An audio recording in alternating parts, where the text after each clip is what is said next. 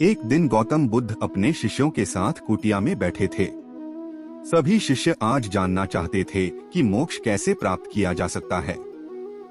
इसलिए उन्होंने बुद्ध जी से निवेदन किया कि वो आज मोक्ष पर उपदेश दें। शिष्यों की बात मानकर बुद्ध जी ने एक कहानी सुनाना शुरू किया। यह कहानी थी एक जल्लाद और भिक्षुक की।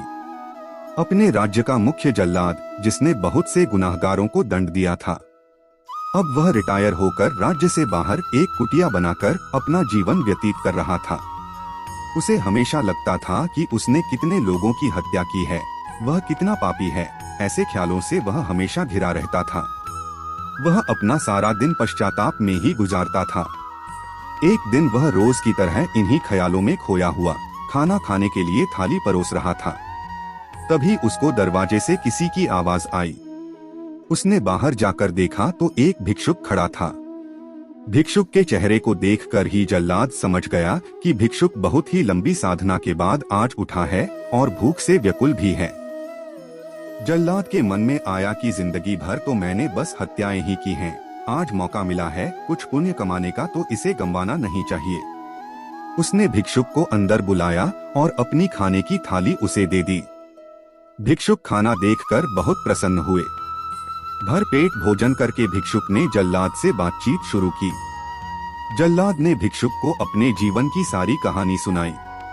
उसने बताया कि वह कैसा काम करता था, उसने कितने लोगों को फांसी दी और वह सोचता है कि वह कितना बड़ा अपराधी है। जल्लाद की वेदना सुनकर भिक्षुक बहुत ही शांत स्वर में बोले कि क्या तुमने वो जीव हत्याएं अपनी मर्जी से की थी? जल्लाद ने कहा, नहीं, मैं तो बस मेरे राजा की आज्ञा का पालन कर रहा था। मेरा कोई भाव नहीं था उन्हें मृत्युदंड या सजा देने का। तब भिक्षुक ने कहा, तब तुम अपराधी कैसे हुए? तुम तो अपने राजा के आदेशों का पालन कर रहे थे। जल्लाद को एहसास हुआ कि वह किसी गलत काम के लिए जिम्मेदार नहीं था। उसका कोई दोष नहीं है, वह तो सिर्फ अपना दायित्व पूरा कर रहा था। इस प्रकार जल्लाद का मन शांत हुआ। फिर भिक्षुक ने जल्लाद को उपदेश दिया और उससे विदा ले ली। भिक्षुक को विदा करके जब जल्लाद वापस घर में आया, उसकी मृत्यु हो गई, जिसके बाद उसको मोक्ष प्राप्त हुआ। इतना कहकर बुद्ध जी ने कहानी को विराम दिया। सभी शिष्य बहुत ही आश्चर्य के साथ बुद्ध जी की ओर देख रहे थे। किसी को समझ नहीं आ रहा था कि जिसने इतनी हत्याएं की हो उसे मोक्ष कैसे प्राप्त हो सकता है। तब एक शिष्य ने यह दुविधा बुद्ध जी के सामने रखी। बुद्ध जी ने तब शिष्यों को समझाया कि भिक्षुक के उपदेश से जल्लाद को ज्ञान प्राप्त हो गया था। जल्लाद के जीवन में पहली बार किसी ने उसे ज्ञान का उपदेश दिया था, इसलिए मृत्यु के बाद उसे मोक्ष प्राप्त हुआ। अपनी बात को विराम देते हुए अंत में बुद्ध जी बोले, बिना ज्ञान के 1000 शब्दों का उपदेश भी बेकार है, किंतु जब शांत मन से उपदेश का एक शब्द भी सुन लिया जाए तो वह ज्ञान दे देता है, और ज्ञान से ही मोक्ष की प्राप्ति संभव है। कहानी से सीख। इस कहानी ने हमें सिखाया कि अपने कर्तव्यों का पालन बिना किसी दुर्भाव के पूरी निष्ठा के साथ करना चाहिए। साथ ही अपना मन हमेशा शांत रखना चाहिए, क्योंकि शांत मन से उपदेश सुनने पर ही वास्तविक ज्ञान प्राप्त हो सकता है। एक बार की बात है, जब गौतम बुद्ध जी मगध राज्य के एक गांव में ठहरे हुए थे। गांव से थोड़ा बाहर एक मोची अपने परिवार के साथ रहता था। उस मोची के घर के पास एक तालाब था। एक दिन रोज की तरह सुबह मोची तालाब किनारे पानी लेने गया। वहां उसने तालाब में एक बहुत ही अद्भुत पुष्प देखा।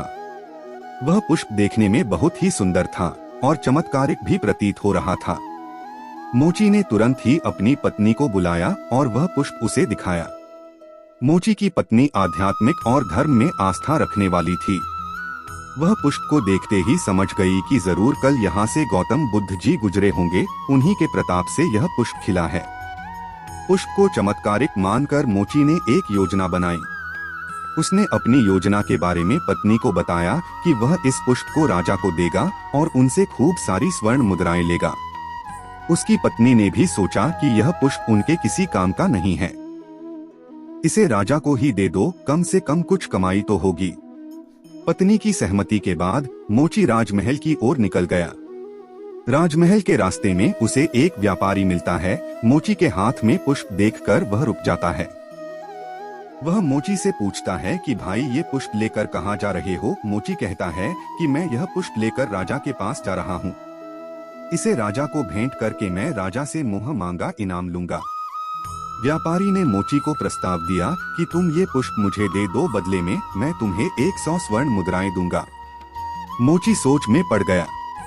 उसने सोचा कि जब व्यापारी इस पुष्प के लिए 100 स्वर्ण मुद्राएं दे रहा है तो राजा तो और ज्यादा देगा। यही सोचते हुए उसने व्यापारी को पुष्प देने से मना कर दिया। थोड़ा आगे चला ही था कि उसे रास्ते में राजा आते हुए नजर आए, जो गौतम बुद्ध के दर्शन के लिए जा रहे थे। राजा भी मोची के हाथ में वो दिव्य पुष्प देखकर अचंभित हो गए।